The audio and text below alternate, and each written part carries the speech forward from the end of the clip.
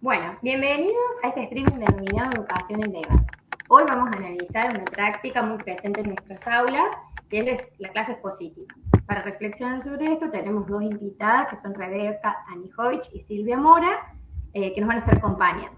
Hola chicas, ¿cómo Hola, están? buenas tardes. ¿Qué Hola, tal? buenas tardes. Hola para Gracias por todos. invitarnos. Muchas gracias. Bueno, vamos a arrancar con una pregunta central. Profesor Anijovic, ¿la clase expositiva tiene que desaparecer? No, la verdad que no. Es importante aclararlo desde el principio. Toda enseñanza implica algún momento de explicación, lo sabemos. Siempre hay una instancia en la que el docente organiza la información y la comunica. Pero bueno, el problema justamente no es explicar, sino el problema aparece cuando esta exposición se convierte en una transmisión mecánica. Es decir, que bueno, que el docente habla durante la clase y los estudiantes solo escuchan y copian. Exactamente. Cuando la clase se transforma en un discurso lineal, sin preguntas, sin conexiones y sin recuperación de lo que los estudiantes ya saben, es cuando aparecen las dificultades. En estos casos, el aprendizaje suele reducirse a la memorización superficial. Y bueno, ¿a qué se están refiriendo cuando hablan de memorización superficial? Bien, nosotros nos referimos a, bueno, distintas situaciones en las que el estudiante puede repetir la información, pero no necesariamente la comprende, la aprende. Entonces también aparece lo que nosotros llamamos conocimiento ritual, que es cuando el alumno responde correctamente porque sabe que se espera que diga, pero no logra explicar el concepto con sus propias palabras, ni aplicarlo a una situación. En estos casos, el aprendizaje se vuelve frágil y se olvida con facilidad.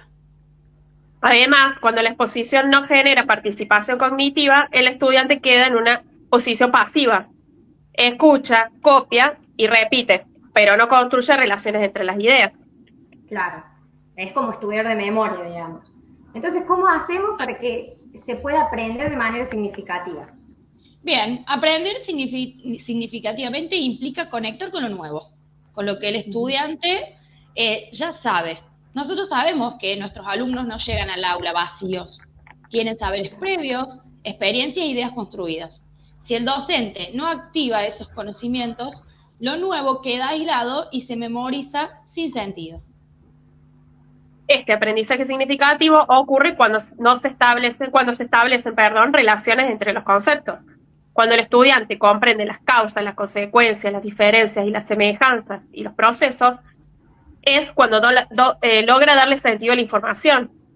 Perfecto. Entonces, ¿cómo podemos nosotros dentro del aula transformar una clase expositiva en una herramienta potente para transmitir la información y que los chicos realmente la aprendan?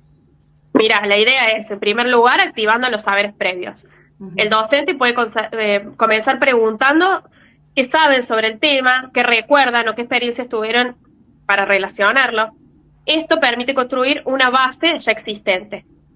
En segundo lugar, es fundamental organizar y jerarquizar la información. No se trata de decir todo, sino de seleccionar lo esencial y presentarlo de manera clara. Perfecto. Sí, y también es clave mostrar las relaciones entre ideas, comparar conceptos, explicar procesos, establecer conexiones entre distintos contenidos.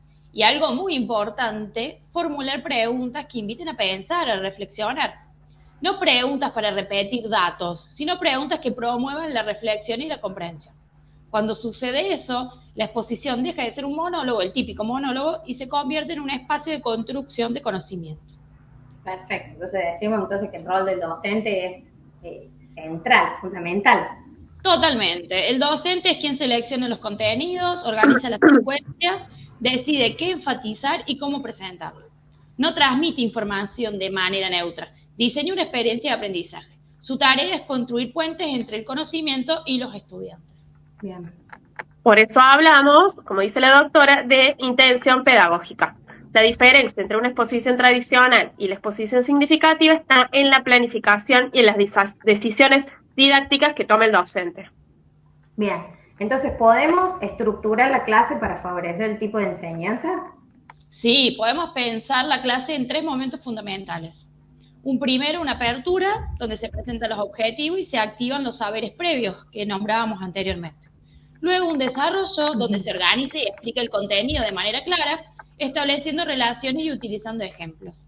Y finalmente, un cierre, donde se sintetiza la idea principal y se integra los aprendizajes. Esta estructura ayuda a dar coherencia y sentido a la clase. Perfecto. Bueno, antes de despedirnos, entonces, me gustaría que cada una nos deje una idea central que resuma la postura que ustedes tienen.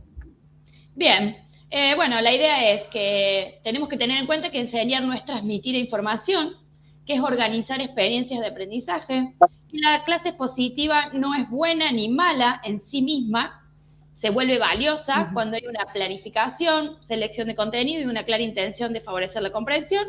Explicar no es hablar mucho, es ayudar a comprender. Yo diría que el aprendizaje no ocurre por acumulación de datos, sino por construcción de sentido. Por eso es fundamental activar los saberes previos, como estábamos diciendo anteriormente, generar preguntas que desafíen y relaciones entre los conceptos. Cuando la exposición logra eso, se transforma en una verdadera experiencia de pensamiento. Perfecto, chicas, buenísimo. Y a todos nuestros oyentes los esperamos en el próximo episodio de Educación en Debate. Muchas gracias. Muchísimas gracias por la invitación. Chao, chao. Hasta luego.